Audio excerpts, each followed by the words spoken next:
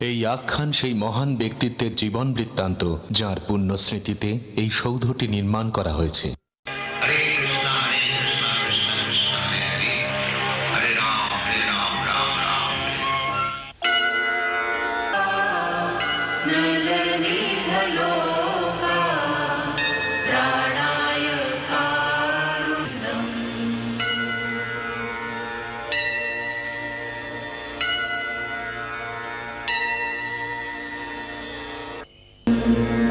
वन्दे गुरो श्री चरणारविन्दम्।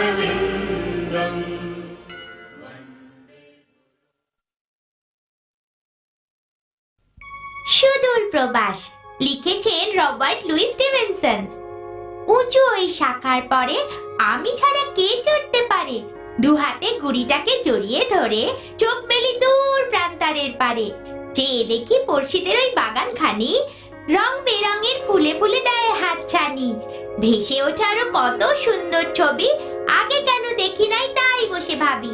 দেখলাম ছোট নদী চলে আঁকে বাঁকে, আকাশের নীল রঙে বেশ মানিয়েছে তাকে। ধুলো মাখা পথ শুধু ওঠে আর পড়ে, পায় পায় শুধু ধুলোর ঝড় ওড়ে। মা, মা, মা,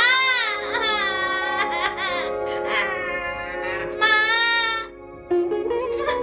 কি হয়েছে ভক্তিলতা? দেখো না, ওরা আমাকে দেখে ব্যাং চাচ্ছে। কেন ওকে বিরক্ত করছো? তোমরা বড্ড দুষ্টু হয়েছো। আসুক তোমাদের বাবা, সব বলে দেবো। ওরা সব সময় খেপায় আর কথায় কথায় আমাকে ভেঙচি কাটে। কি দোনা?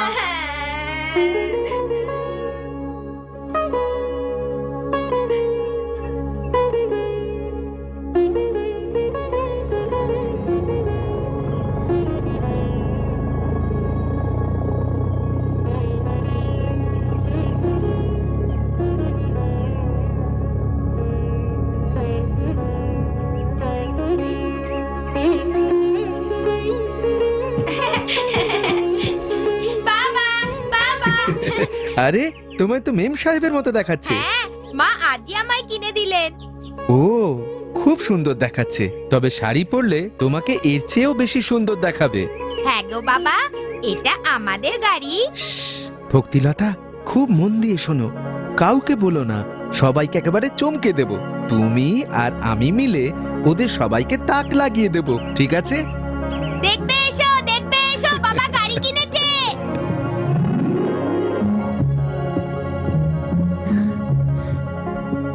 মানে তুমি গাড়ি কিনেছো?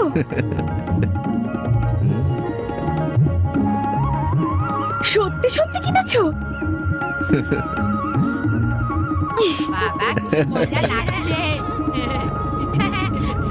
ও মা দেখো দেখো। হাত বাড়িও না।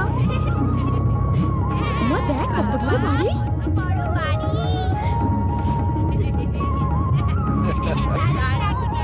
কি ভালো লাগছে না?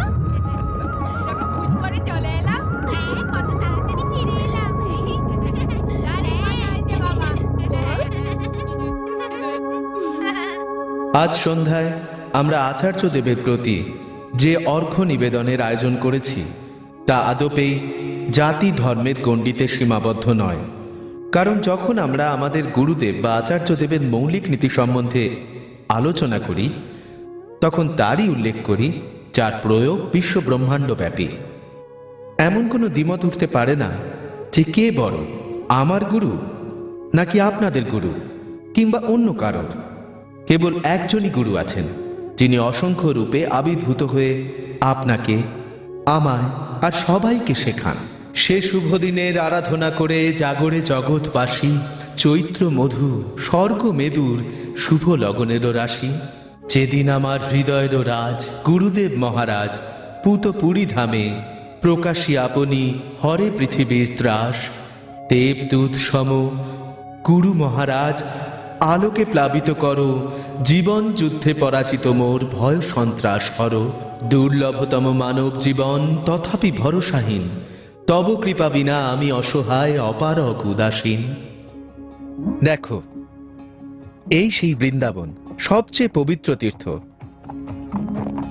পার্থিব জগতে এখানেই আধ্যাত্মিক মহাকাশ প্রসারিত হয়ে এসেছে। কিন্তু বাবা, তুমি বলেছিলে এই জায়গাটা নাকি পরশ পাথরে তৈরি, আর এখানকার সব গাছই হলো কল্পতরু, এখানকার গাইগুলোও সুরভি। হ্যাঁ বাবা, ওই দেখ একটা ময়ূর। হ্যাঁ, ওরা শ্রীকৃষ্ণের খুব প্রিয়, সেই জন্যই তো তার মুকুটে ময়ূর পালকের মোহন চূড়া। এই সব গাছগুলোই কি কল্পতরু? হ্যাঁ, তার মানে কিছু চাইলেই এই গাছগুলো আমার সব ইচ্ছে পূরণ করবে? হ্যাঁ, তবে শুধু কৃষ্ণ ভক্তিই চেয়েও। এই সেই গোবর্ধন পাহাড়, এসো এর পায়ে আমাদের প্রণাম জানাই। টাঙ্গাওয়ালা, একটু দাঁড়াও।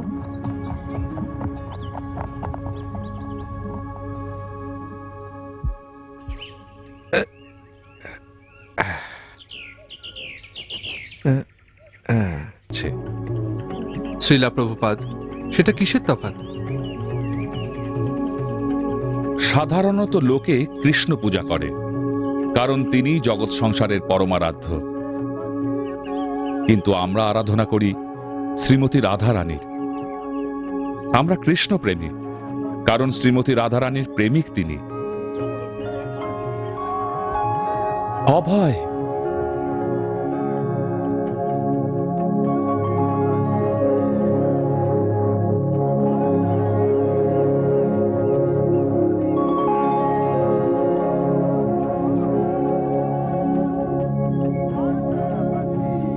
অভয় চরণারবিন্দ, তুমি কখন এলে? এই মাত্র এসেই শুনলাম আপনি এসেছেন, তাই প্রণাম করতে এলাম। এতটা পথ রেলে ভ্রমণ করে তুমি নিশ্চয়ই খুব ক্লান্ত। আগে স্নান করে বিশ্রাম নাও, প্রসাদ গ্রহণ করো। শ্রীলা প্রভুপাদ, আমাকে আপনার কাছে থাকতে দিন, আমি তেমন ক্লান্ত নই। বেশ, যদি তাই হয় তাহলে এখানেই থাকতে পারো। তোমার ব্যবসার কি খবর? সত্যি বলতে তেমন ভালো চলছে না। দেখো, ওদিকে যদি তুমি যথেষ্ট সময় না দাও তাহলে ভালো চলবে কি করে? হাজারোক এই জগতে সবাই এখন অর্থের পিছনেই ছুটছে। সবাই চায় তা লাভ করতে, আয়ত্তে রাখতে, কেউ তাকে হারাতে চায় না। তাই তুমি যদি ব্যবসা ক্ষেত্রে সফল হতে চাও তাহলে শেখো কিভাবে তা করায়ত্ত করতে হয়। আমি তাতে পারদর্শী নই শ্রীলা প্রভুপাদ। তা হতে পারতে যদি অর্থকে ভালোবাসতে, কিন্তু তুমি কৃষ্ণপ্রেমকেই বেছে নিয়েছ, তাই অর্থলাভের প্রতি তোমার আসক্তি নেই।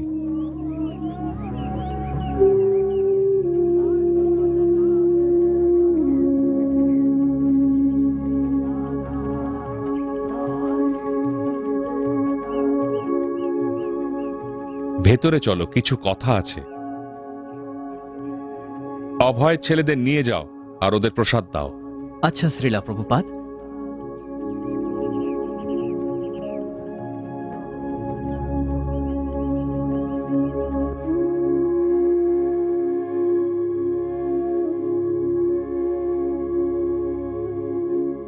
বসো।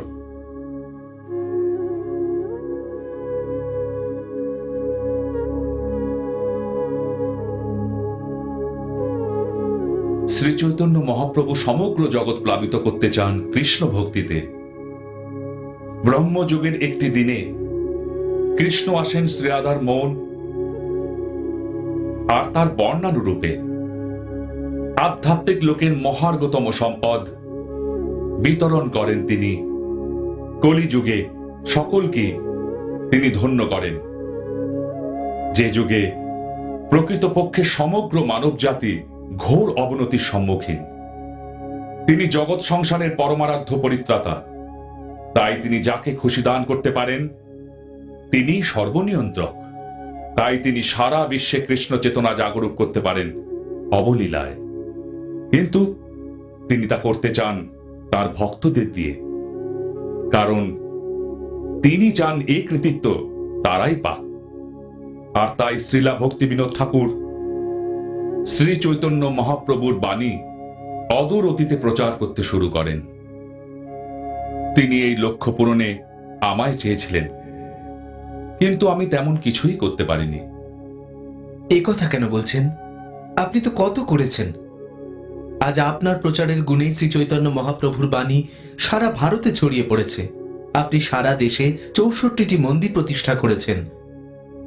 হাজার হাজার মানুষ কৃষ্ণ চেতনায় স্নাত হয়েছে শুধু আপনার প্রচার শ্রবণ করে। কিন্তু সে তো মহাসিন্ধুর মাঝে সামান্য এক বিন্দুর মতো। শ্রী চৈতন্য মহাপ্রভুর বাণী সারা বিশ্বে প্রচার করতে হবে, প্রতিটি নগরে ও গ্রামে। আমি আর খুব বেশি দিন থাকবো না,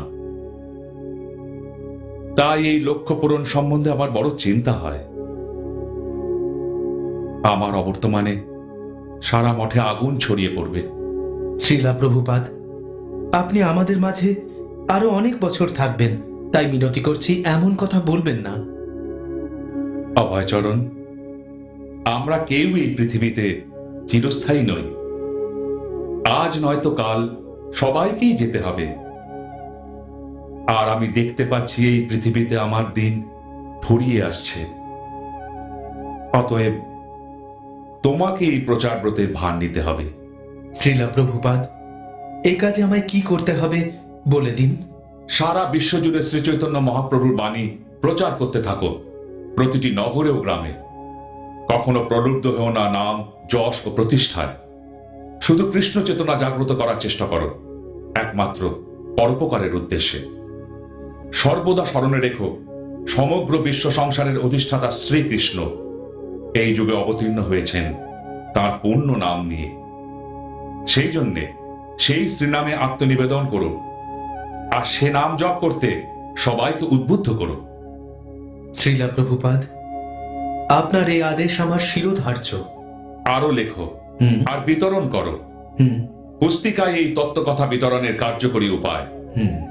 অর্থ সংস্থান হলেই বই ছাপিও, বই ছাপিও।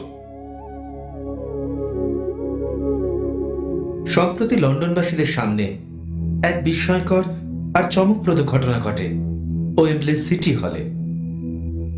সম্মোহন বিদ্যায় পারদর্শী চার্লস টাউন্স দর্শক আসন থেকে উৎসাহী মানুষদের ডেকে তার গবেষণা ক্ষেত্রে তাদের কাজে লাগান।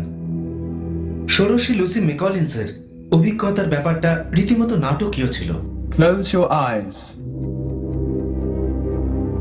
Focus on the pendulum. Pay attention to my voice. You are now becoming sleepy. Your eyelids are becoming heavy. You are now in a deep sleep. Lucy, I want you to try to remember your past. I want you to go back to your childhood. Back even beyond your birth. Where are you? What do you see? Tell me, who are you? My name is Laura Jones.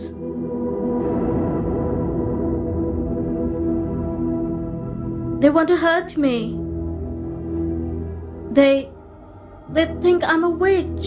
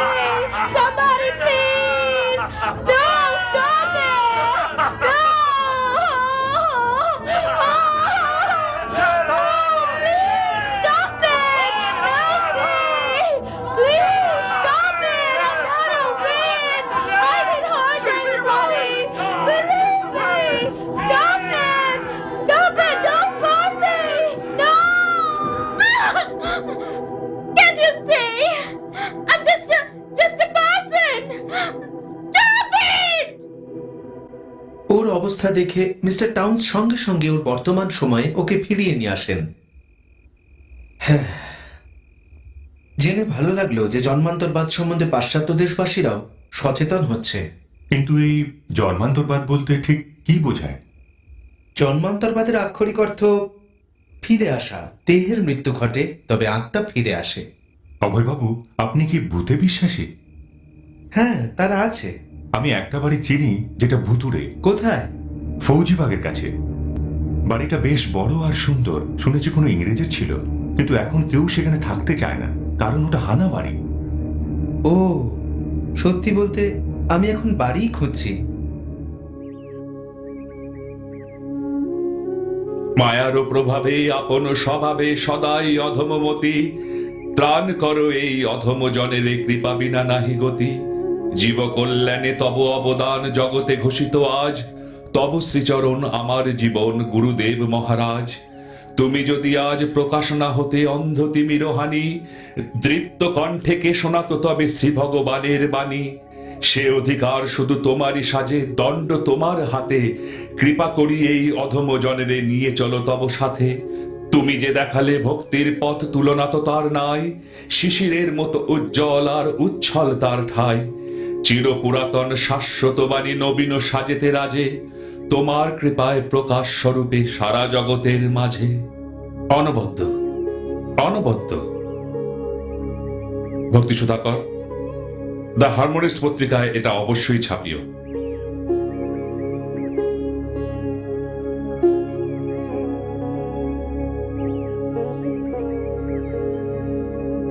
আর ভবিষ্যতে যখনই অভয় চরণাবিন্দ দাস এরকম কিছু লিখবে, তখনই সেটা ছাপিয়ে দিও। শ্রীলা প্রভুপাদ, এও তো উত্তম প্রস্তাব। এমনিতেই আমাদের ভালো লেখা খুঁজতে বেশ অসুবিধা হয়, তাই এরকম পণ্ডিত ব্যক্তি যদি নিয়মিত লেখেন তবে সেটা আমাদেরই সৌভাগ্য। হ্যাঁ, ওকে পত্র লেখো আর জানাও যে আমার ইচ্ছে এখন থেকে আমাদের পত্রিকায় ও নিয়মিতভাবে লেখে। আচ্ছা শ্রীলা প্রভুপাদ। সর্বদা চেষ্টা করবে কৃষ্ণ চেতনাকে উত্তম রূপে উপস্থাপন করতে। আমাদের সব কাজ যেন শ্রেষ্ঠ হয়। আমাদের শাস্ত্রই আমাদের দর্শন নীতির ধারক ও বাহক। জগৎবাসীর কাছে আমাদের এক বার্তা পৌঁছে দিতে হবে, আর আমাদের লক্ষ্য হবে তাকে শ্রেষ্ঠত্বের পর্যায়ে নিয়ে যাওয়া। শ্রীলা প্রভুপাদ, আপনি আমাদের কর্তব্যপথ সুগম করে দিয়েছেন।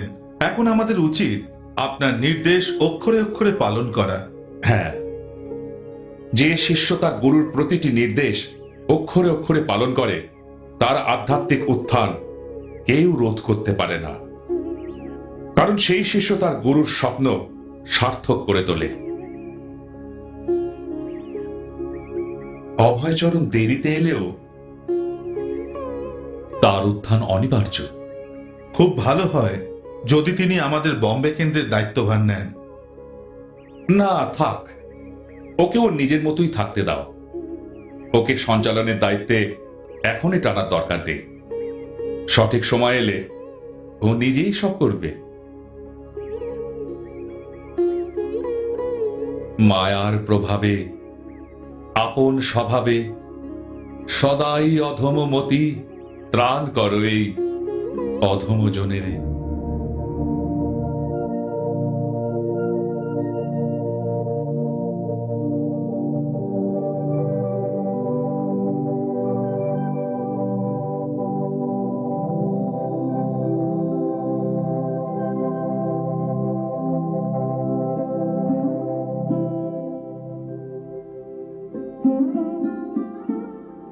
শুনলাম ওটা নাকি হানা বাড়ি। হতে পারে। তাও ওটা কিনবে ভাবছো? হ্যাঁ, বাড়িটা বেশ বড় সড়ো। আমার তো ওটা বেশ ভালোই লেগেছে। কিন্তু ভূতের কি করবে? ভূত? ও নিয়ে ভয় পাওয়ার কোনো কারণ নেই, কারণ তুমি যতক্ষণ না ভয় পাবে ততক্ষণ ভূত ক্ষতি করতে পারবে না। ভয় পাবো না মানে? আমার তো এখনই ভয় করছে। আমি বাবা ওখানে যাচ্ছি না। আমি ভয় পাইনি, আমি তোমার সঙ্গে যাব। আমি ভূত দেখতে চাই, আগে কখনো ভূত দেখিনি। সুলক্ষণা আমার সাহসী মেয়ে। কই, ওর তো ভূতের ভয় নেই। আমি কেন ভূতে ভয় পাবো? তুমি তো বলেছো ভূতেরাই আসলে আমাদের ভয় পায়। সুলক্ষণা, তুমি বড্ড পাকা হয়েছো। যখন বড়রা কথা বলে তখন চুপ করে থাকতে হয়। যাও, ঘরে যাও।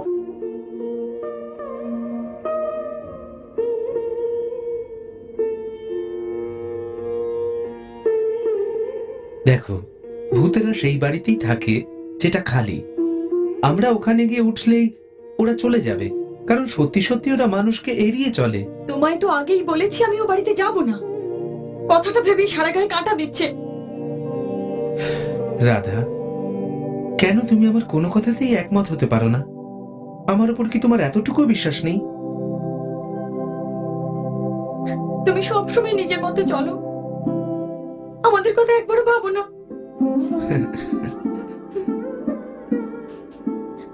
তাহলে এক কাজ করা যাক, তুমি বরং এখানেই ছেলে মেয়েদের নিয়ে থাকো, আমি না হয় ওখানে গিয়ে থাকছি। আমার পূর্ণ বিশ্বাস যে কিছুদিনের মধ্যেই ভূত ও বাড়ি ছেড়ে চলে যাবে। তখন তোমাদের সবাইকে ওখানে ডেকে নেব আর একসঙ্গে থাকবো।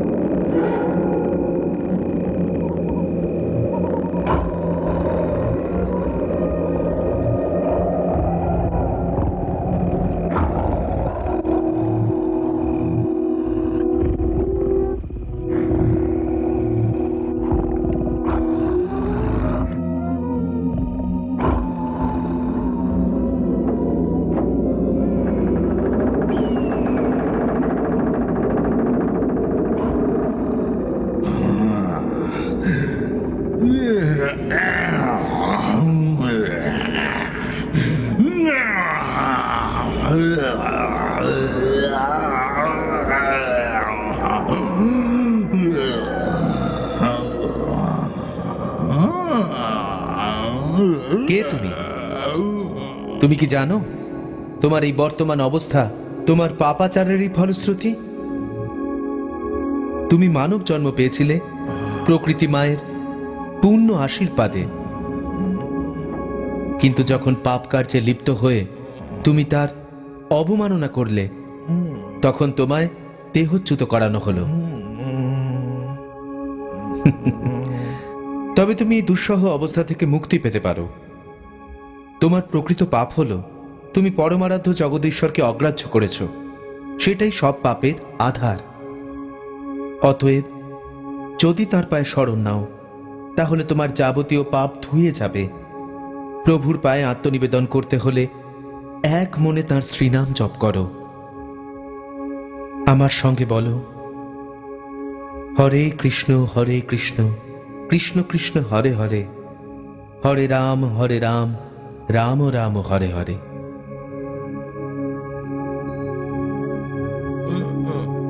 কথা বলতে পারো না? কিছু যায় আসে না, আমি নাম জপ করছি, তুমি শুধু মন দিয়ে শোনো পূর্ণ বিশ্বাসের সঙ্গে, আর ভাবো এই নাম সাক্ষাৎ প্রভুর থেকে আলাদা নয়। একাগ্র চিত্তে তার চরণ কমলে সঁপে দাও। প্রার্থনা করো যে তিনি যেন তোমাকে ক্ষমা করেন। হরে কৃষ্ণ কৃষ্ণ কৃষ্ণ হরে হরে, হরে রাম রাম রাম হরে হরে, হরে কৃষ্ণ কৃষ্ণ কৃষ্ণ হরে হরে, হরে রাম রাম রাম হরে হরে।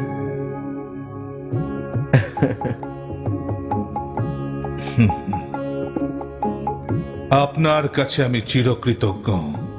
আমার সশ্রদ্ধ প্রণাম গ্রহণ করো।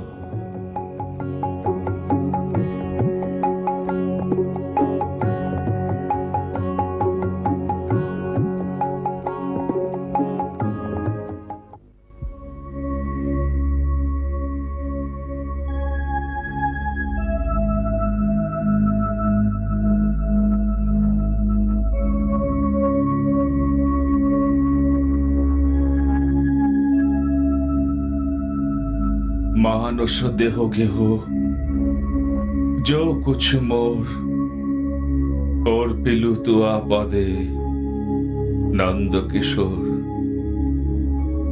আমার দেহ মন যা কিছু আছে সবই তোমায় দিলাম কৃষ্ণ।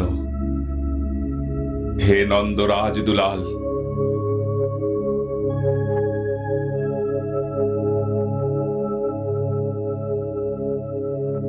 এবার আমার এই জগৎ পরিত্যাগ করার সময় এসেছে। আমি চিরকাল বলে এসেছি, জীবন উৎসর্গ করো শ্রী চৈতন্য মহাপ্রভুর বাণী প্রচার ব্রতে। এক সুমহান সময় আসন্ন, অচিরেই সমগ্র বিশ্ব সংসার একেবারে প্লাবিত হয়ে যাবে শ্রীকৃষ্ণ প্রেমে। আর এই সুবর্ণ সুযোগ যেন অবহেলে নষ্ট করো না, বরং এই লক্ষ্য পূরণে মিলেমিশে একাকার হয়ে যাও। এক গোষ্ঠী তৈরি করে সব দায়িত্বভার সামলিও।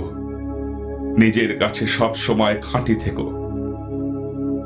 নির্ভয়ে মিলিতভাবে সেই বাণী প্রচার করো যা বলে গেছেন শ্রী শ্রী রূপ গোস্বামী এবং শ্রী রঘুনাথ গোস্বামী। তোমরা সকলে সম্মিলিতভাবে শ্রী চৈতন্য মহাপ্রভুর বাণী সর্বত্র প্রচার করো, আর সেটাই হোক তোমাদের নিঃস্বার্থ লক্ষ্য।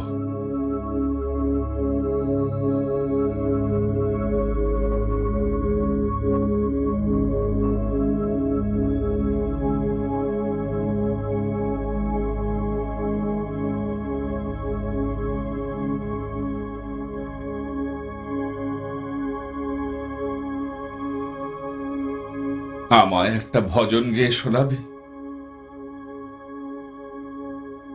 মহারাজ, আপনি গান।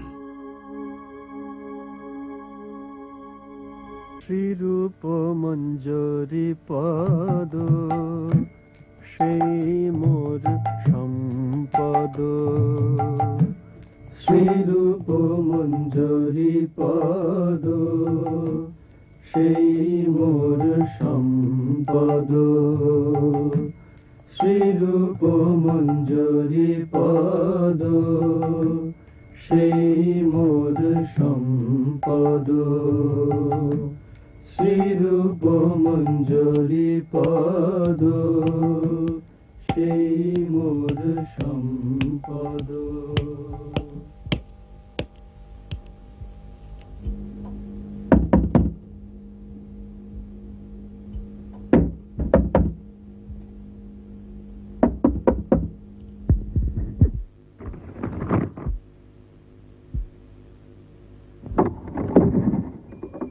অভয়চরণদের নামে টেলিগ্রাম আছে। হ্যাঁ, আমি।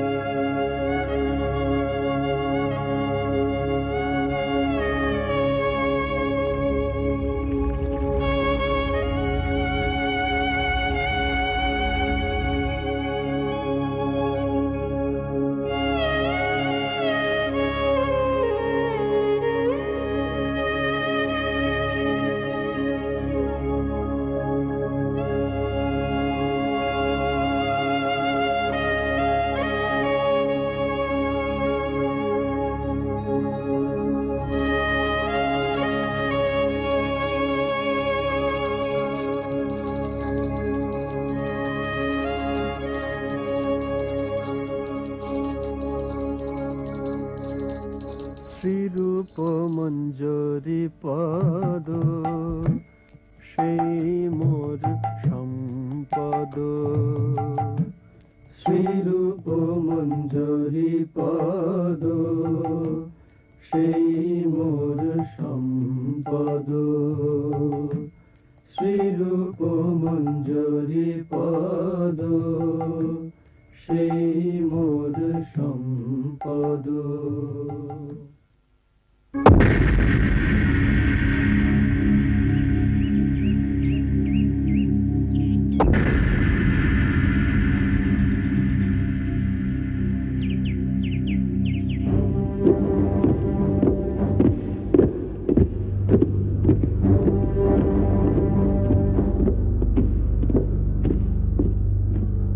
Good morning, General Scott. Good morning, Your Excellency. Cecil? Good morning. Please be seated, gentlemen. I'm sorry to have called you here at such an early hour. I've received a very important and urgent communique from the Home Office. I'm always at your service, Your Excellency. The Germans have joined hands with the Italians. They've invaded France. They are expanding their territories very rapidly. The Home Office has requested that we mobilize all our troops. How does Your Excellency want the army to give its support?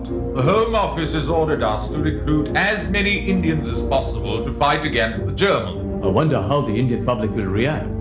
I can imagine there'll be quite an uproar. Put a chair and go.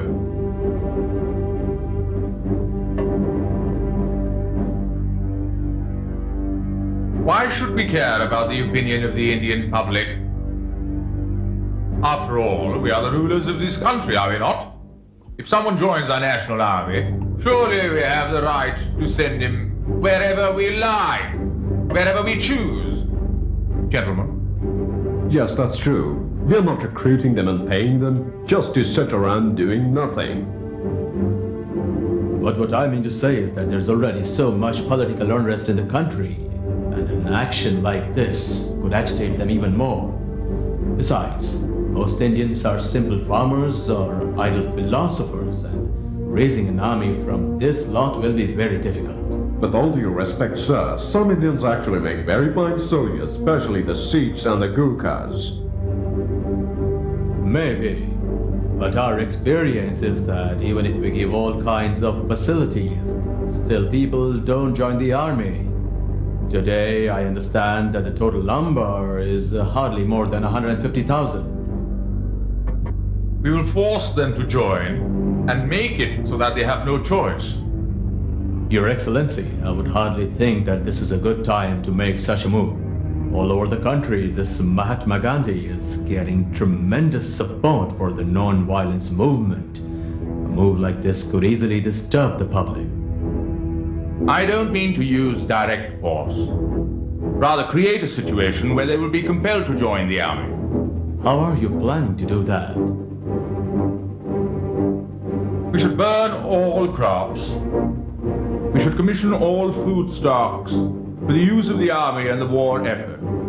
When the prices in the marketplace are inflated to such a degree that the ordinary man cannot afford to buy even his staple diet, he will be happy to join our army. Gentlemen, we shall have our army of Indians.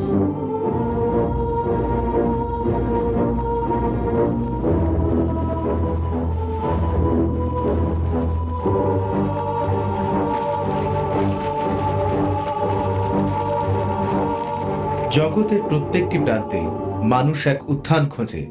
যুদ্ধ বিগ্রহের অভিশাপ থেকে তারা উত্থিত হতে চায় শান্তি স্থাপিত জগতে। এ যাবৎ যত তিক্ততা আর জগতের যত কলুষ তারা অনুভব করেছে, সেসবের ঊর্ধ্বে তারা স্থান পেতে চায় এক স্বর্গে, যেখানে কোনো রাজা নেই। ঈশ্বরবিহীন সেই সাম্রাজ্য সে অধিকার করতে চায়। আমাদের লক্ষ্য প্রভুর কাছেই ফিরে যাওয়া। আমরা ভবিষ্যতের পরিকল্পনা করি জাতীয় শান্তি স্থাপনের উদ্দেশ্যে আর স্বদেশে নিরাপত্তা প্রতিষ্ঠা করতে। এটা খুবই ন্যায্য কাজ, আর একে অবহেলা করাও ঠিক নয়।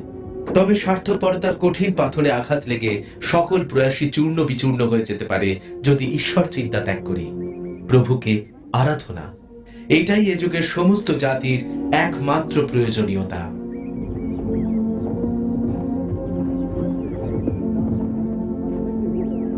আপনি? হরে কৃষ্ণ। এই দাঁড়াও,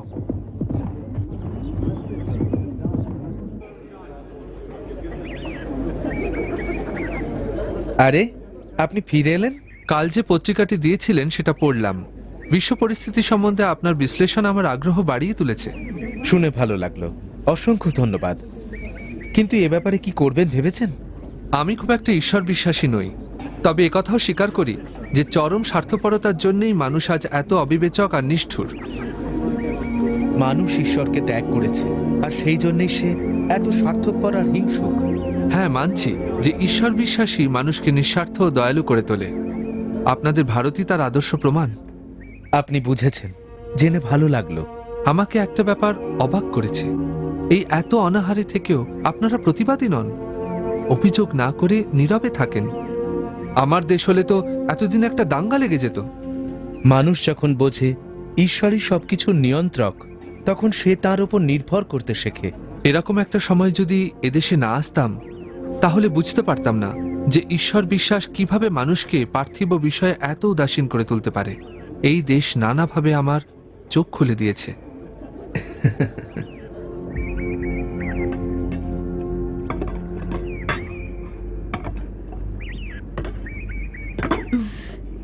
কাকিমা আমাকে দিন, আমি ওগুলো ধরছি। তার দরকার নেই, অত ভারী নয়। তোমাদের অনুষ্ঠান কেমন হলো? আহা কি সুন্দর, কত লোক এসেছিল। কাকাবাবু ভারী চমৎকার বক্তৃতা দিলেন, সবার ভালো লেগেছে। একজন খুব হম্বিতম্বি করছিল, তবে কাকাবাবু তাকে দাবড়ে দিয়েছেন, বেশ হয়েছে। গোবিন্দ শেষে একটা চমৎকার কীর্তন শোনালে, প্রয়াগ শ্রীখল বাজিয়েছে। খুব ভালো। শ্রীধর মহারাজ কোথায়? ওপরে নিজের ঘরে। যাও, হাত মুখ ধুয়ে এসো, প্রসাদ তৈরি হয়ে গেছে। হ্যাঁ মা, বড় খিদে পেয়েছে। তুমি কি বলো গোবিন্দ? হ্যাঁ।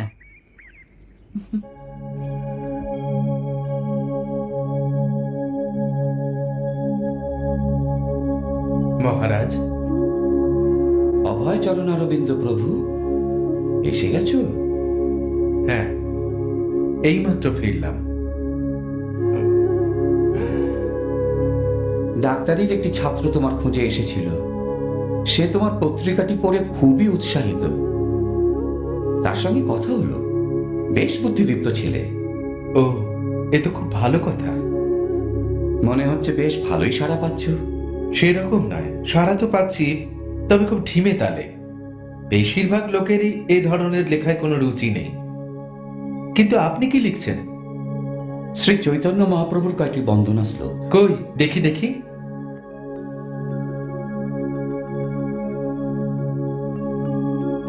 দেব সিদ্ধ মুক্ত যুক্ত ভক্তবৃন্দ বন্দিতম পাপ তাপ তাপ দাহ দগ্ধ দুঃখ খণ্ডিতম।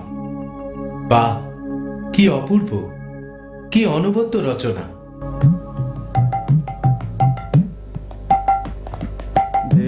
देव सिद्ध मुक्त युक्त भक्त वृंद वंदितम पाप ताप दाव दाह दग्ध दुख खंडितम कृष्ण नाम सिधु धाम धन्य दान सागरम प्रेम धाम देवमेव नौमि गौर सुंदरम प्रेम धाम देवमेव नौमि गौर सुंदरम प्रेम धाम देवमेव नौमि गौर सुंदरम प्रेम धाम देवमेव नौमि गौर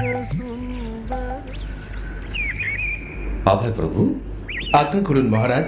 আমি এখন গোবিন্দের সঙ্গে মায়াপুরে যাচ্ছি। তুমি কি করবে? শহর ত্যাগ করবে না? না, আমি ঠিক করেছি কোথাও যাব না। না অভয় প্রভু, তোমার যাওয়া উচিত। জাপানিরা এই শহরে বোমা বর্ষণ করবে, করুক না বোমা বর্ষণ, আমি শুধু কৃষ্ণের শরণ নেব। কেননা মৃত্যু তো যে কোনো মুহূর্তেই আসবে। আমার কাজ শুধু কৃষ্ণের শরণাপন্ন হওয়া, তার পূর্ণ নাম জপ করব। সেই নামগানই আমাকে রক্ষা করবে। যদি আমি মারা যাই, তাহলে মৃত্যুকালে তার নামোচ্চারণের সুফলে আমি তার কাছেই ফিরে যাব। সুতরাং দুক্ষেত্রেই আমি তার আশীর্বাদ লাভ করব। অভয় প্রভু, তুমি যথার্থই বলেছ। ঠিকই তো, কেনই বা আমরা পার্থিব আশ্রয়ের খোঁজে ছুটব? শ্রীকৃষ্ণের চরণ কমলের আশ্রয় থেকে তো আমরা বঞ্চিত নই। আমিও তোমার সঙ্গে থেকে যাব। এ তো পরম আনন্দের কথা। তাহলে চলুন পথে পথে ঘুরে হরিনাম সংকীর্তন করি। তাই চলো।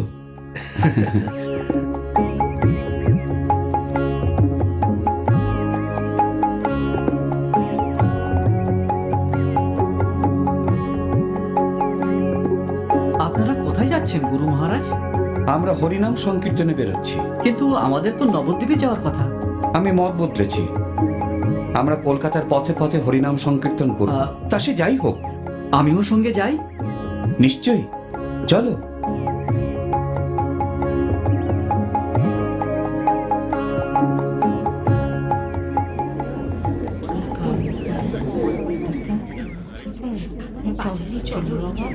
ওরা সবাই মৃত্যু ভয় যেখানে পারছে পালিয়ে যাচ্ছে।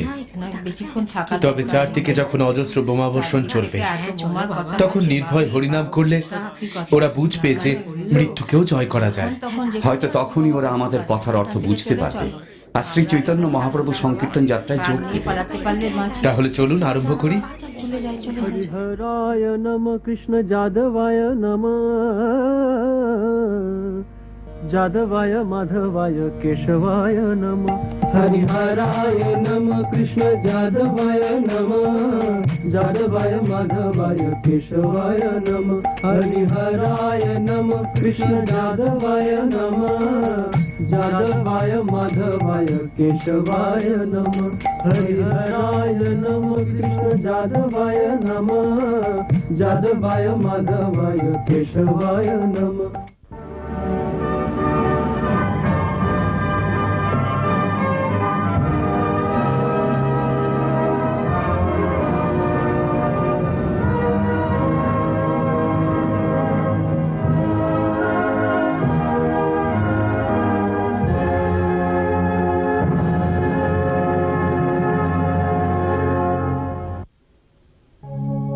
আজকের কাগজে পড়লাম 10,000-এরও বেশি নিরীহ মানুষ নাকি নোয়াখালীর দাঙ্গায় মারা গেছে। হ্যাঁ, হিন্দুরা যখন পূর্ববঙ্গ ছেড়ে চলে আসছিল, তখন মুসলমানেরা একটি ব্রিজে ট্রেন থামায়, তারপর সব যাত্রীদের হত্যা করে নদীর জলে ছুঁড়ে ফেলে দেয়।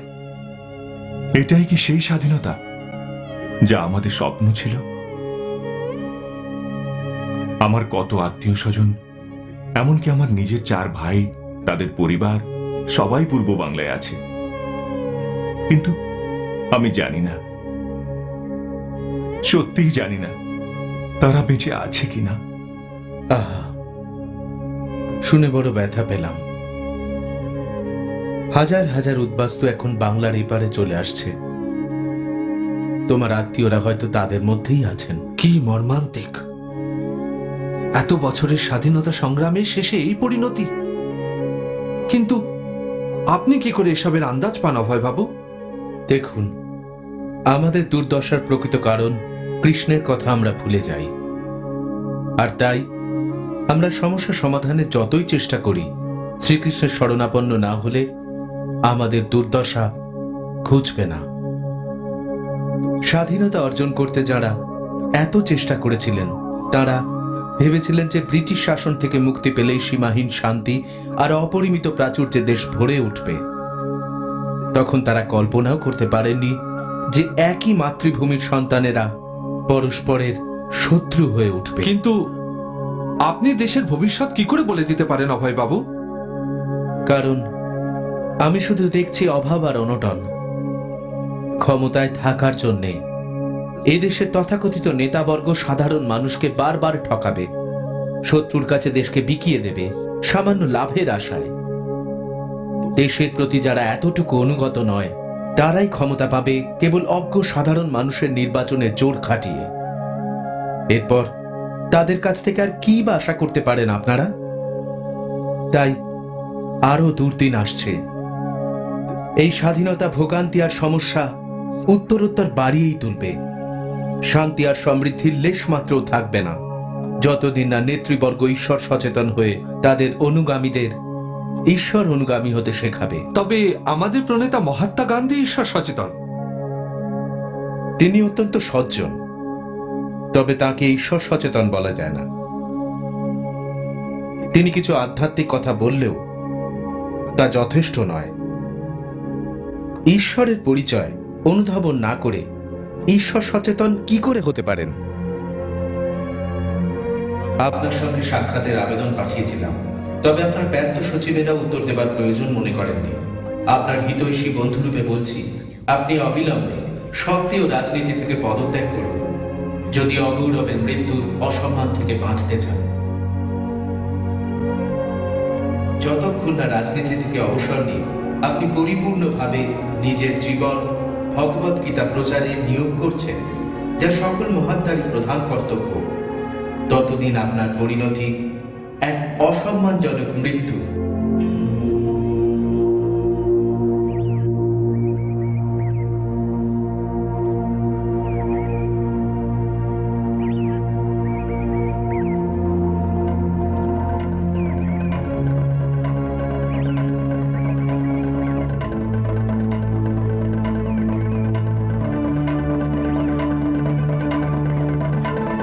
আপনার হিতৈষী বন্ধুরূপে বলছি, আপনি অবিলম্বে সক্রিয় রাজনীতি থেকে পদত্যাগ করুন যদি অগৌরবের মৃত্যুর অসম্মান থেকে বাঁচতে চান।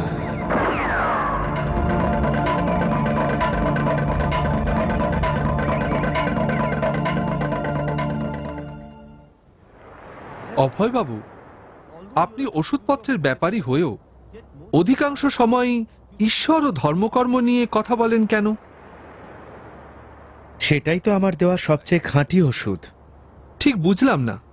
এই সংসারে আমার আসল ব্যবসা হলো আত্মার রোগ নিরাময় ওষুধ বিতরণ। আত্মার রোগ? হ্যাঁ, সাধারণ মানুষ কেবল তাদের পার্থিব রোগের কথাই জানে, অর্থাৎ যে রোগ দেহ মনে বাসা বাঁধে।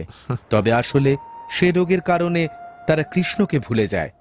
তাই সে রোগ সারাতে শ্রীকৃষ্ণ স্বয়ং এসে ওষুধ প্রদান করেন। মানে ভগবদ্গীতা? হ্যাঁ, আমার ইচ্ছে সবাইকে ভগবদ্গীতা পড়িয়ে তার বাণী সবাইকে বোঝাই। কিন্তু অভয়বাবু, ভারতে তো সে অর্থে ভগবদ্গীতার মাহাত্ম্য সকলেই অল্প বিস্তর বোঝে। এই তো আমিও অল্প বয়সে ওটা রোজই পড়তাম। হয়তো পড়েছেন, তবে সত্যি সত্যি কিছু বুঝেছেন কি? ভগবদ্গীতার প্রকৃত সারমর্ম কি? তাহলে সত্যি বলি, না, বুঝিনি। শুধু নিয়ম মেনে ওটা পড়তাম, তবে কোনোদিন তার সত্যিকারের মানেটা বোঝবার চেষ্টাও করিনি। তাই আমাদের ভগবদ্গীতা সেইভাবে শেখাতে হবে যেভাবে কৃষ্ণ শিখিয়েছিলেন, আর যেভাবে অর্জুন তা বুঝেছিলেন। তাই আমার অনুবাদের নাম দিয়েছি ভগবদ্গীতা অ্যাজ ইট ইজ। আপনার অনুবাদ? হ্যাঁ, আমি ইংরেজিতে ভগবদ্গীতা অনুবাদ করেছি আমার বক্তব্য সহ। আশ্চর্য, সত্যি আশ্চর্য অভয়বাবু। ধন্যবাদ, অসংখ্য ধন্যবাদ। যদি কেউ ছাপাতে আগ্রহী হয় তাহলে তা বিতরণ করে তার বাণীর ওপর বক্তব্য রাখতে পারি। অভয়বাবু, একজনকে চিনি, খুব ধনী ব্যক্তি, ডক্টর আলাগাপ্পা, নাম করা শিল্পপতি। শুনেছি তিনি দান ধ্যানও করেন। দক্ষিণ ভারতে তিনি সাক্ষাৎ দাতা কর্ণ। আমি কথা বলবো। হ্যাঁ, অনেক ধন্যবাদ, খুব ভালো হলো। চলুন এবার নামা যাক। স্যার। হ্যালো, সুপ্রভাত মিস্টার আলাগাপ্পা। হ্যালো, আসুন বসুন। ধন্যবাদ।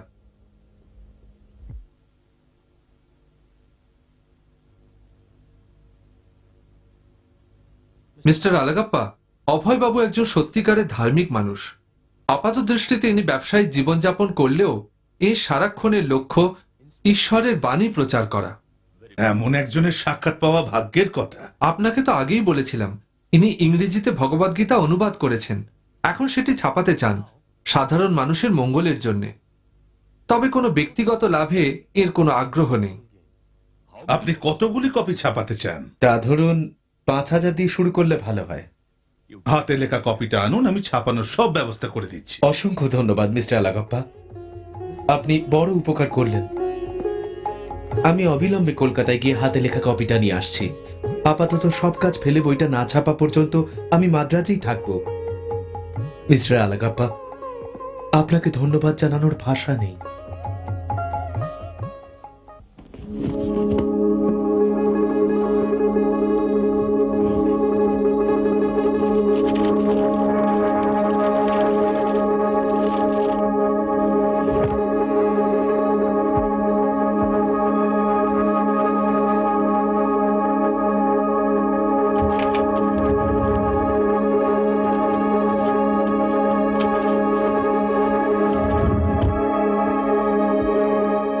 তুমি কি আমার ভগবত গীতার পুঁথিটা কোথাও দেখেছো? যাবার সময় টেবিলেই ছিল। আমি কি করে জানবো? তুমি জানো না? না। কেউ কি এসেছিল আর কোনো কিছু নিয়ে গেছে? জানি না বললাম তো। প্রয়াগ, প্রয়াগ। যাই বাবা।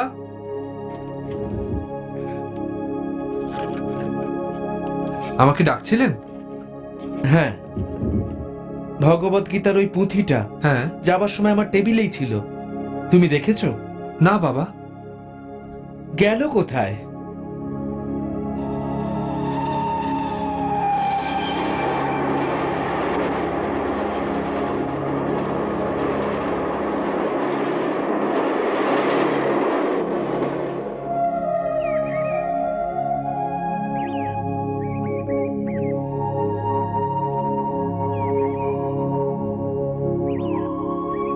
খুব সুন্দর মন্দির। হ্যাঁ, ওটার নাম ভারতী ভবন। চলুন ভেতরে গিয়ে দেখি।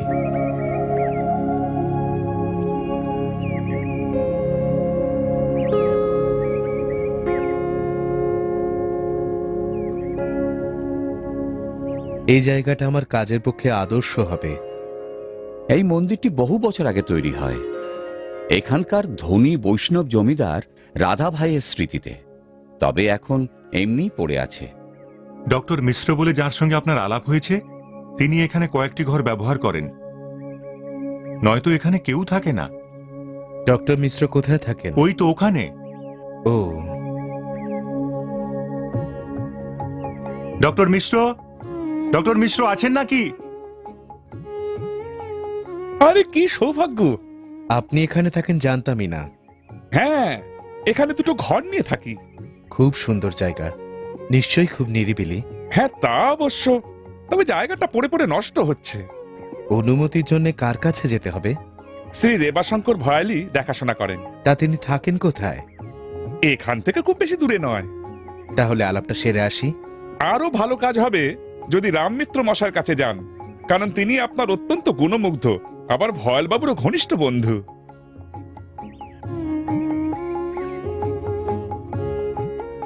ভয়াল বাবু, ভয়াল বাবু।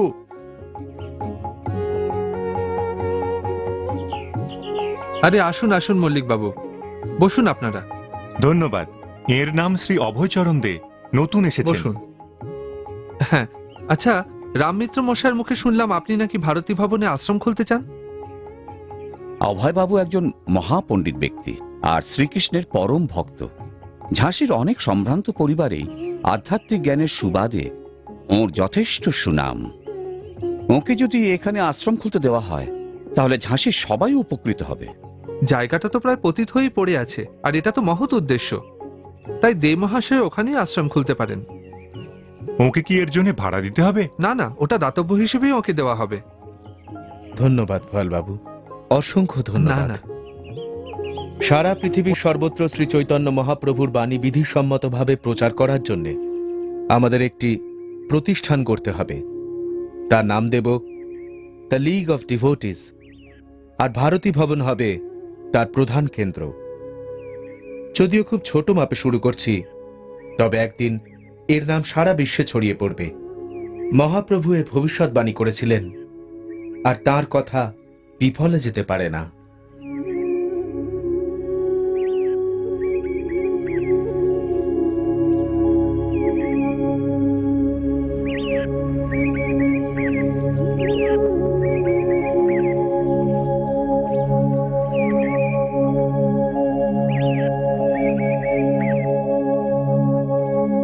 হরে Krishna.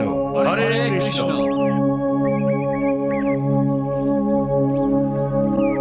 Hare Krishna, Krishna Krishna, Hare Hare, Hare Rama, Rama Rama, Hare Hare, Hare Krishna, Krishna Krishna, Hare Hare, Hare Rama, Rama Rama, Hare Hare. Sanjeev, তুমি এখানে? হ্যাঁ, আমি অভয় বাবুর কাছে এসেছি। উনি মন্দিরেই আছেন, চলো আমি নিয়ে যাচ্ছি। চলুন।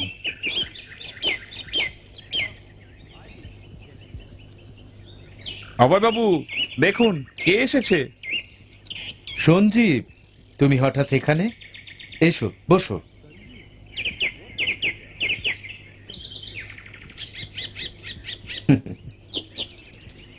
আপনাকে কিছু বলার ছিল। বেশ তো, বলো তোমার কি বলার আছে। সেদিন আমাদের বাড়িতে আপনি বলেছিলেন ভারত একমাত্র তখনই জগৎ সভায় শ্রেষ্ঠ আসন পেতে পারে যখন সমাজের শিক্ষিত শ্রেণী তার আধ্যাত্মিক সম্পদ বিতরণ করবে। এ কাজে সফল হওয়ার জন্য তাদের কি করা উচিত? এই যে তুমি এই কথাটা জানতে চাইলে, এটাই প্রমাণ করে যে তুমি সেই শ্রেণীরই একজন। প্রথমত, সমাজের শিক্ষিত শ্রেণীর মানুষকে ভারতের আধ্যাত্মিক সংস্কৃতি অনুধাবন করতে হবে, গর্ব অনুভব করতে হবে, তারপর জগতে তা প্রচার করতে হবে। কিন্তু কিভাবে এই আধ্যাত্মিক সংস্কৃতি শেখা যায়? তোমাকে প্রথমেই একজন যোগ্য শিক্ষক খুঁজতে হবে। কোথায় গেলে আমি তার দেখা পাবো? তাকে খুঁজতে হবে। আপনি আমাকে শেখাবেন? বেশ, শেখাবো। যে বইটি আমি পড়াবো তার নাম শ্রীমদ্ ভাগবত কি গীতা। ওকে নিয়ে কি করবে ঠিক করলে? কার কথা বলছো? সঞ্জীব, তুমি লক্ষ্য করনি যবে থেকে অভয়বাবুর কাছে যাচ্ছে ও কত বদলে গেছে? সে কি, আমার তো কিছু মনে হয়নি। হয়তো আগের তুলনায় নিজের মধ্যে একটু গুটিয়ে গেছে, তবে সেটা ওর বয়সের পক্ষে স্বাভাবিক। ওর এখন মাথায় ঢুকেছে ভারতের সংস্কৃতি সারা পৃথিবীতে প্রচারের কাজে ও নিজেকে নিয়োগ করবে। তাই নাকি? খুব ভালো। তার মানে ও বড় হয়ে রাষ্ট্রদূত হবার শখ? না, তার মানে ও একজন সন্ন্যাসী হতে চায়। ও, তাহলে খবরটা মোটেই ভালো নয়। তবু বলছি, এটা হয়তো এ বয়সের একটা সাময়িক হুজুগ। তুমি কিন্তু এ নিয়ে খুব অল্পেতেই বড় উদ্বিগ্ন হচ্ছ। কিন্তু ও যে আমাদের একমাত্র সন্তান। ঠিক আছে, ভেবো না। আমি ওকে জিজ্ঞেস করছি। রাম সিং, সঞ্জীবকে ডাকো। তুমি তো সবসময় নিজের কাজেই মুশকুল, আমাদের দিকে তাকাবার ফুরসতি নেই তোমার। তুমি কি চাও আমি বাড়ির মধ্যে 24 ঘন্টা বসে থাকি? আমায় ডেকেছো বাবা? বসো সঞ্জীব। তারপর সব কেমন চলছে? খুব ভালো। দেখো, তোমার মায়ের ইচ্ছে আমি তোমার সঙ্গে একটা বিষয় একটু কথা বলি। উনি শুনেছেন তুমি নাকি একজন সন্ন্যাসী হতে চাও, আর সারা বিশ্বে আমাদের সংস্কৃতি প্রচার করতে চাও। হ্যাঁ বাবা। দেখো, এ তো খুবই ভালো কথা। তবে তোমার বয়স অল্প, এখনো তোমার সারা জীবনটা পড়ে আছে। সন্ন্যাসী কেবল তখনই হওয়া যায় যখন বয়স হয়। আগে জীবনে অভিজ্ঞতা সঞ্চয় করতে হয়। কিন্তু অভয়বাবু বলেছেন অল্প বয়সে ঈশ্বরের বাণী প্রচার করা উচিত। বয়স বেড়ে গেলে আর কি বা করা যায়? ওসব কথা তোমার অভয়বাবুর মুখে শোভা পায়। উনি নিজের ছেলেদের যত ইচ্ছে সন্ন্যাসী করুন, অন্যের ছেলেদের কেন উনি ঘর ছাড়ার জন্য উস্কাচ্ছেন? আহা, তুমি শান্ত হও চিত্রা। আমি এটুকু বলতে পারি যে অভয়বাবু সে চেষ্টাতেও কোনো ত্রুটি রাখেননি। তবে সেটা নিয়ে আমি আদৌ চিন্তিত নই। আধ্যাত্মিক নীতি সাধারণ মানুষের মধ্যে প্রচার করাটাই কিন্তু প্রত্যেক ভারতবাসীর কর্তব্য। আমার মতে এ কাজটাই সবচেয়ে আদর্শ। সঞ্জীব, আমরা তোমায় এদেশের সেরা স্কুলে পড়তে পাঠিয়েছিলাম। আমরা তোমার সব চাহিদা পূরণ করে এসেছি, আর তুমি কিনা ভিক্ষাবৃত্তি করে তার প্রতিদান দিতে চাইছো? দেখো বাবা, ধার্মিক হওয়া তো ভালো কথা, আনন্দের কথা, তবে অত দূর যাওয়ার দরকার নেই। কিন্তু বাবা, এরকম সংকটের সময় যখন আমরা আমাদের আধ্যাত্মিক ঐতিহ্য দ্রুত হারিয়ে ফেলছি, যখন আমাদের পথপ্রদর্শক নেতারা পাশ্চাত্য বস্তুবাদের অনুকরণে বিভোর, তখন ঈশ্বর সচেতন মানুষের প্রয়োজন, যারা সমাজের সচেতনতা বদলাতে পারে। শুধুমাত্র এই ভারতেই নয়, বরং সারা পৃথিবী জুড়ে। এই কাজ তো ভারতের কত সাধু সন্ন্যাসী করে চলেছেন, হঠাৎ তোমাকেই তা করতে হবে কেন? বস্তুবাদের অগ্রগতি তো খারাপ জিনিস নয়। অর্থকরী আর প্রযুক্তিগত ক্ষেত্রে 1947 থেকে ভারতের যা উন্নতি, তা কিন্তু এর আগে কখনোই লক্ষ্য করা যায়নি। দীর্ঘ 700 বছরের বিদেশি শাসনের পর অবশেষে আমাদের দেশ নিজের পায়ে মাথা উঁচু করে দাঁড়াতে পেরেছে। দেখো, অভয়বাবু এক ধর্মজ্ঞ ব্যক্তি, তাতে কোনো সন্দেহই নেই। তবে সব দার্শনিকদের মতোই বাস্তবমুখী নন। দেখা যাক, সময়ই বলবে। সঞ্জীব, সঞ্জীব!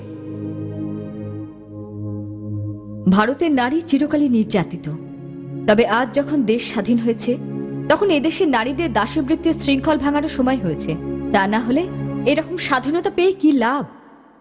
আমাকে শেখানো হয়েছিল কন্যা সন্তান হলে তার ছেলেবেলায় তার বাবা মাই তার দেখাশোনা করে, যৌবনে সে দায়িত্ব স্বামীর, আর বুড়ো বয়সে তার সন্তানই তাকে দেখে।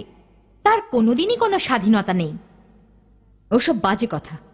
জাতি হিসেবে ভারত পিছিয়ে আছে, কারণ এদেশে মেয়েদের কোনোদিনই এগিয়ে এসে নেতৃত্ব দেওয়ার অনুমতি দেওয়া হয়নি। নারীকে সম্মান না করলে কোনোদিনও কোনো দেশের উন্নতি হতে পারে না। কিন্তু কি করে এই স্বাধীনতা পাবো? প্রথমে আমাদের নারী শিক্ষার যথাযথ ব্যবস্থা করতে হবে, তারপর তাদের চাকরি ও সামাজিক অধিকার দুই দিতে হবে। আমাদের সমিতির নাম হবে মহিলা সমিতি সংঘ। এরকম সমিতি গড়তে হলে তো জায়গার দরকার। আপনার বাড়িতে কি সে সুযোগ পাওয়া যেতে পারে? না, এখানে তা সম্ভব নয়। হাজার হলেও এটা আমার নিজের বাড়ি নয়, এটা সরকারি বাসস্থান। কিন্তু আপনার অন্য বাড়িটা তো খালি পড়ে আছে, ওখানে কি আমাদের মহিলা সমিতি সংঘ খোলা সম্ভব? না না, আমার মনে হয় না ওতে আমাদের জায়গায় কুলোবে। এখানে একটা সুন্দর জায়গা আছে যার নাম ভারতী ভবন। সেটা কিন্তু আমাদের সমিতির পক্ষে একেবারে আদর্শ। তবে সেখানে কলকাতার এক ভদ্রলোক থাকেন যার নাম অভয়চরণ দে। ভারতী ভবন? অভয়চরণ দে?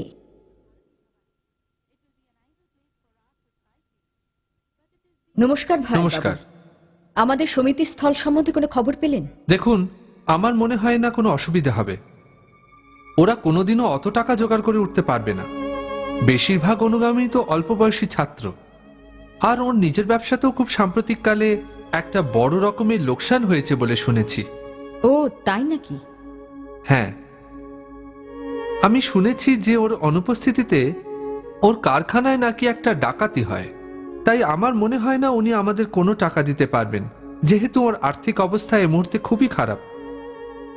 তাহলে কবে ওটা পেতে পারি? যে মুহূর্তে উনি ওখান থেকে চলে যাবেন।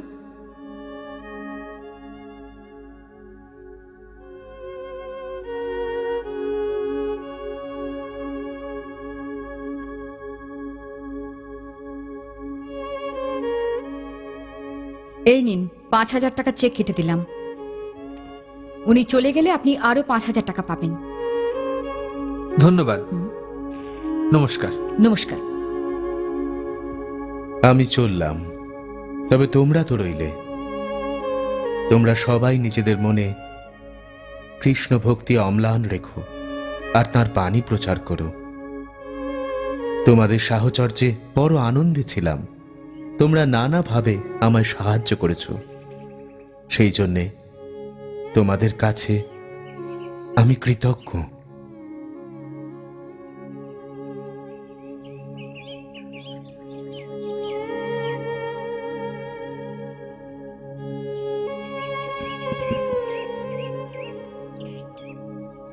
মল্লিক বাবু,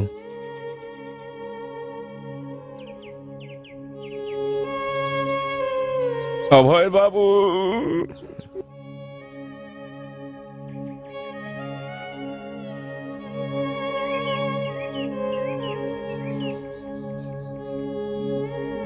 সঞ্জীব কোথায়? সে আজ আসেনি অভয়বাবু। ও,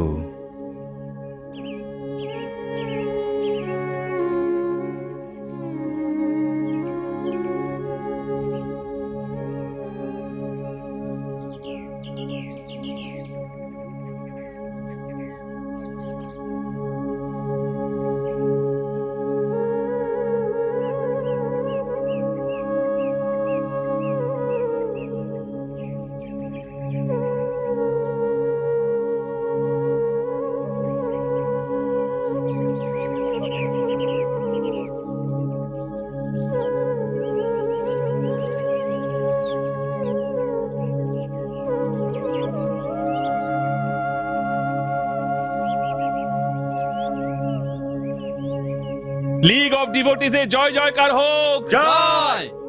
সংকীর্তন আন্দোলনে জয় জয়কার হোক, জয়।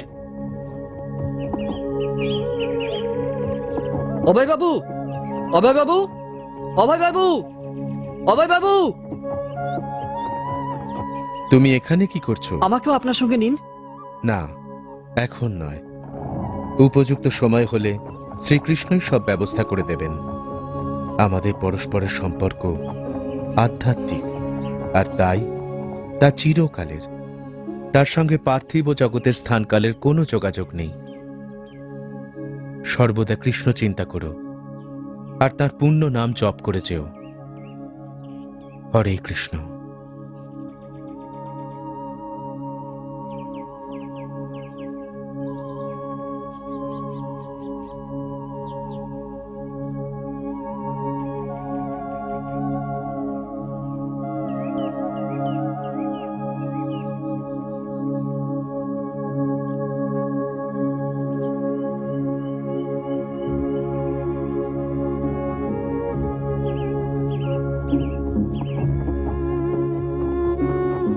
আস্তে আস্তে।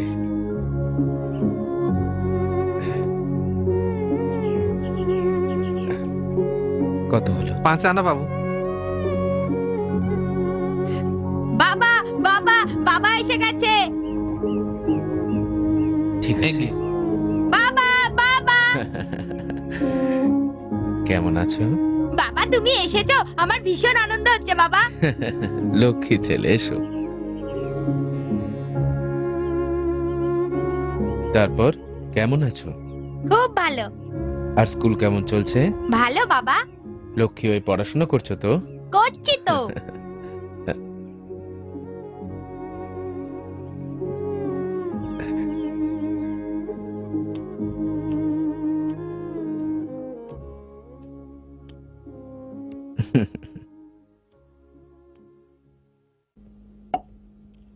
মহাপ্রসাদে গোবিন্দে নম ব্রহ্মাণ্ডে বৈষ্ণবে শিল্প পুণ্যে বাদ মে রাজন বিশ্বাস ন পূজাতে।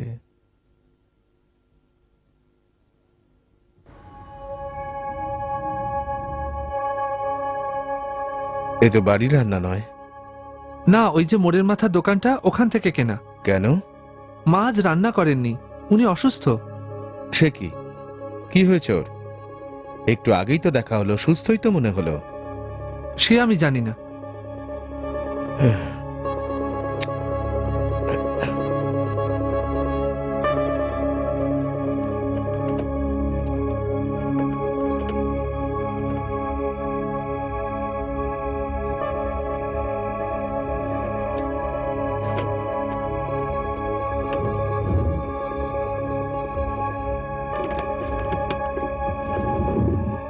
এই যে বৃন্দাবন, আমার শ্রীমদ্ ভাগবতম দেখেছো?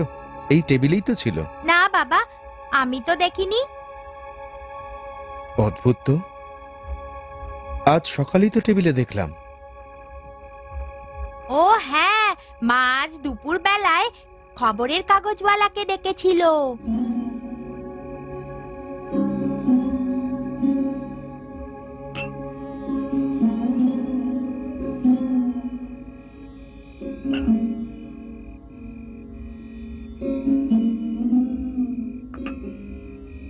তুমি কি আজ পুরনো কাগজ বিক্রি করেছো? হ্যাঁ। আমার শ্রীমদ্ ভাগবতম বেচে দিয়েছো? অত শত জানি না। আমার টেবিলে ছিল। আমি জানি না বললাম তো। আজই হঠাৎ কাগজ বিক্রি করলে কেন তুমি? চা আর কয়েকটা দরকারি জিনিস কিনতে। লজ্জা কি? জগতের সবাই জানে আমার স্বামী সংসারের কত খেয়াল রাখেন। রাধা, আজ তোমাকে একটা জরুরি সিদ্ধান্ত নিতে হবে। তুমি বেছে নাও, হয় চা নয় আমাকে।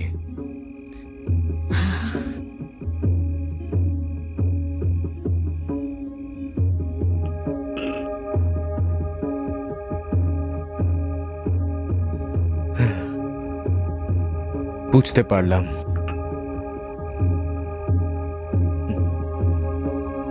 হরে কৃষ্ণ কৃষ্ণ কৃষ্ণ হরে হরে, হরে রাম রাম রাম রাম হরে হরে, হরে কৃষ্ণ কৃষ্ণ কৃষ্ণ হরে